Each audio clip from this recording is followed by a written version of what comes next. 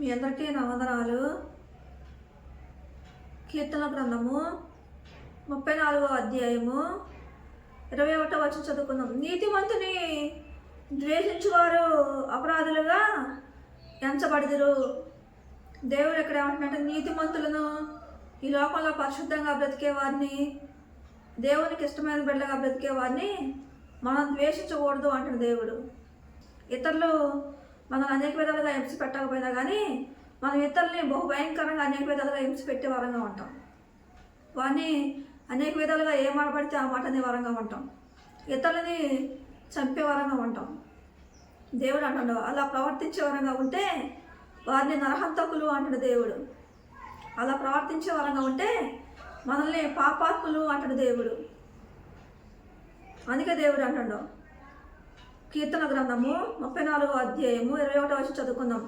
నీతిమంతుని ద్వేషించువారు అపరాధులుగా ఎంచబడదురు.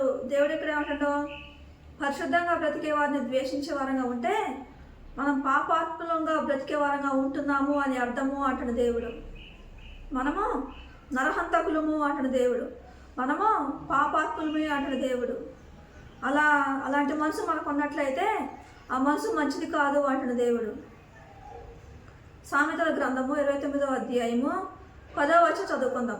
నరహంతకులు నిర్దోషులను ద్వేషించుదురు, అట్టివారు యథార్థవంతుల ప్రాణమును తీయజూతురు. దేవుడు ఎక్కడ ఏమంటాడు, యథార్థవంతులను, నిర్దోషంగా పరిశుద్ధంగా బ్రతికే వారిని కొంతమంది చంపేవారుగా ఉంటారంట, కొంతమంది కొట్టేవారుగా ఉంటారంట, కొంతమంది తిట్టేవారుగా ఉంటారంట, ఏ మాట పడితే ఆ మాట అనేవారుగా ఉంటారంట. అలా అనేవారంగా ఉంటే మనల్ని నరహంతకులు అంటాడు దేవుడు.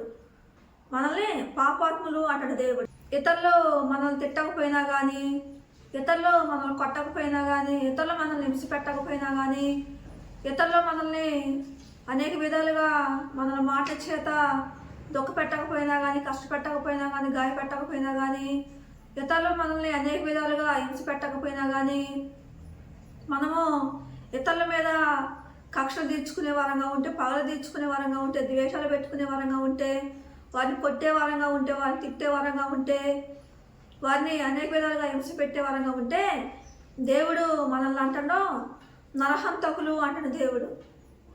దేవుడు మనల్ని నరహంతకులు అంటాడు దేవుడు. అలాంటి మనసు ఉండటం మంచిది కాదు అంటాడు దేవుడు. మనలోని మంచి మనసు లేకపోతే ఇతరుల్ని ద్వేషించే వారంగా ఉంటాం, ఇతరులని ఏ మాట పడితే ఆ మాట అనే వారంగా ఉంటాం, ఇతరులని అనేక విధాలుగా హింస పెట్టే వారంగా ఉంటాం, ఇతరులని చంపే వారంగా ఉంటాం.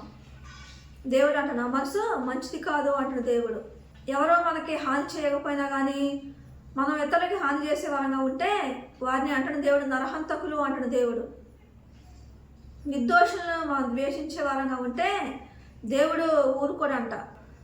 సామెతల గ్రంథం 29వ అధ్యాయము 10వ వచనం చదువుకుందాం. నరహంతకులు నిర్దోషులను ద్వేషించుదురు, అట్టివారు యథార్థవంతుల ప్రాణమును తీయజూతురు.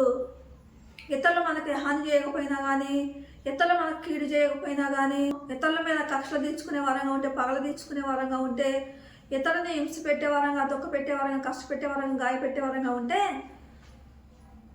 మనల్ని శరీర సంబంధులు అంటాడు దేవుడు. కీర్తన గ్రంథము 34వ అధ్యాయము 21వ వచనం చదువుకుందాం. నీతిమంతుని ద్వేషించువారు అపరాధులుగా ఎంచబడుదురు. దేవుడు ఏమంటుందంటే నీతిమంతులని మనం ద్వేషించకూడదంట.